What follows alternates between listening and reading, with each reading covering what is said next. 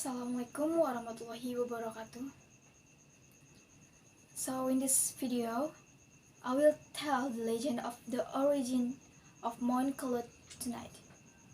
This legend circulates in the communities around the mountains and is believed by some people to this day. What is the origin of Mount Kelud? Here comes to the story.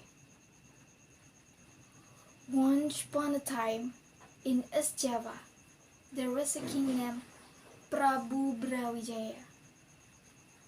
Brawijaya is one of the king who once ruled in the Majapahit kingdom.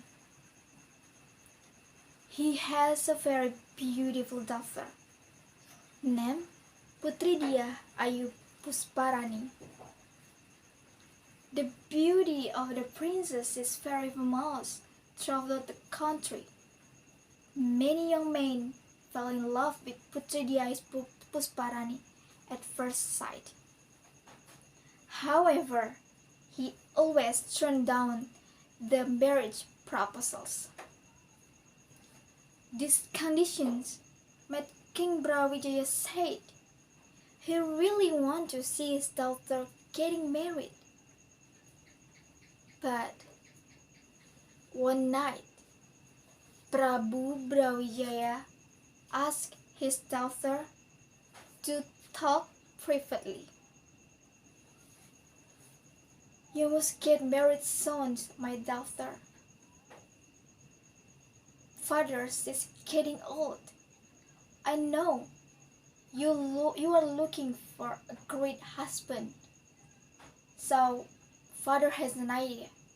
Father will hold a contest for any man who can stretch the Kiai Garudayaksa's bow and leave the Kiai Sekardali's gong.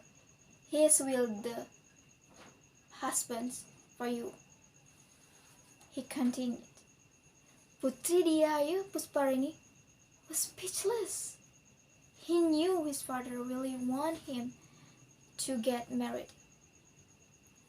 She only hoped that she would marry a great man. He knew bows and gongs had magical powers, so the winner must have supernatural powers too. The king immediately ordered his guard to spread the contest to all people and princes around Majapahit, and finally arrived at the appointed day. All the participants from all over the country had gathered in the royal square, and one by one people tried to stretch the bow and leave the gong, but nothing worked. They were injured, and their arms and backs were broken. King of Brawijaya plans to stop the competition. He thought that no one will be able to win this competition. However, before he could stop her, a man came up to him. "Don't stop his contest. I haven't tried it yet," she said. Everyone stares at him, and he's so weird. His head is not like a human head. He has the head of a bull. "What's your name, Kisanak?" asked the king. "My name is Lembusuro," replied the man. Then he tried to stretch the bow, and he succeeded.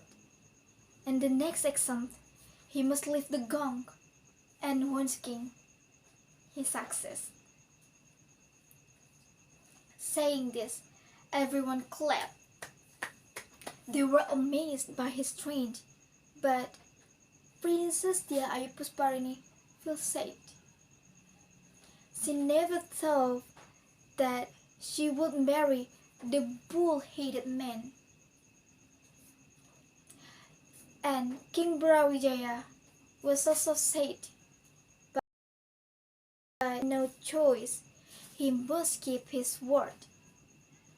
He must keep his word.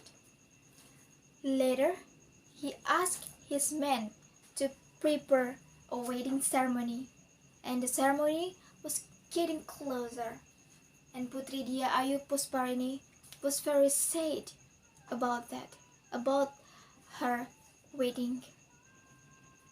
He really wanted to cancel the wedding, and he was in deep thought.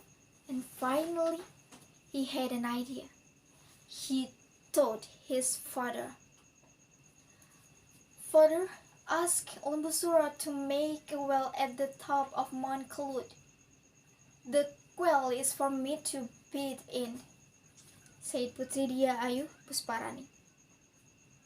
King Brawijaya understood the plan, and he asked Lembusura to go top of Mount Kelud, and Lembusura was agreed.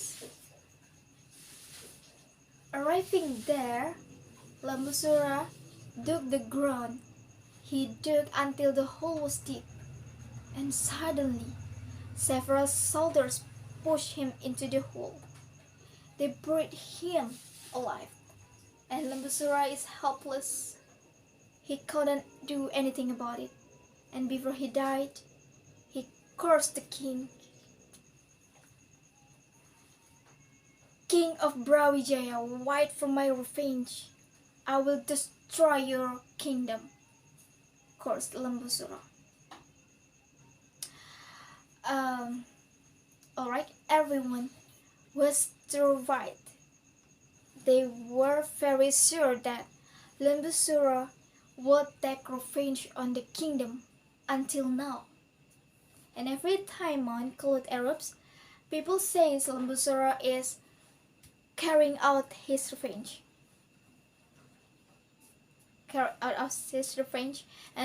And yeah, the moral of the story of the legend of the origin of Mount Kelud is to think before you make a decision, and don't regret when everything has happened. And our moral lessons is to keeping your promises when you have. And I think that's all for me. Assalamualaikum warahmatullahi wabarakatuh.